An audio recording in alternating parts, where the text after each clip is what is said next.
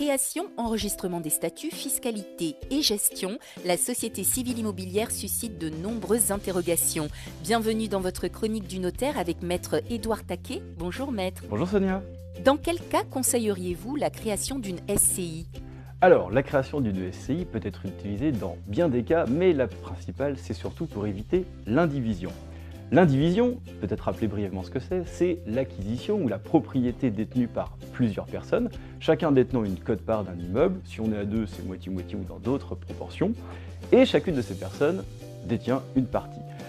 Ils peuvent faire une acquisition ensemble, ils vont devoir après faire peut-être des travaux, il va y avoir des majorités nécessaires, peut-être l'unanimité, et c'est là où il commence à y avoir éventuellement des problèmes.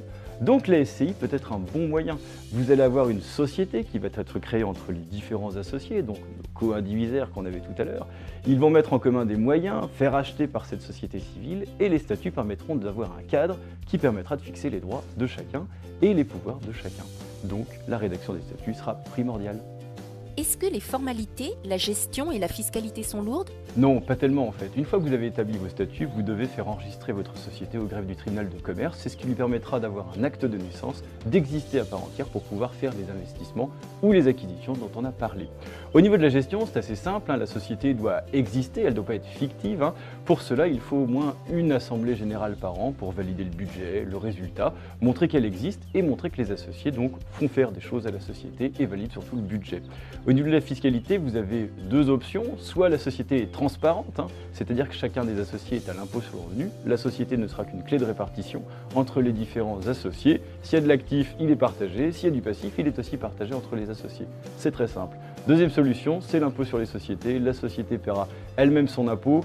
Il y a des avantages, des inconvénients à chacune de ces options. Donc le mieux est de consulter un professionnel. Comment la SCI s'adapte-t-elle aux différents scénarios familiaux ? Alors, la société civile immobilière peut s'adapter donc à différentes situations familiales, notamment par le biais donc de la société civile immobilière qui est porteuse de plusieurs biens immobiliers. Il sera plus simple de transmettre les parts à ses enfants. L'avantage, c'est que chacun des enfants recevra des parts et si la valeur des biens immobiliers fluctue, chacun des enfants bénéficiera de cette augmentation et si c'est à l'inverse, la valeur diminue, eh bien chacun des enfants aura cette même diminution et ce sera totalement proportionnel.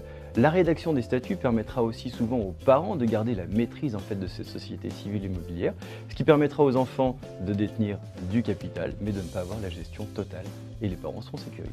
La SCI reste une bonne alternative à l'indivision pour la transmission de ces biens immobiliers. Merci Maître Édouard Taquet. Mais je vous en prie, merci. À très bientôt dans Visitimo.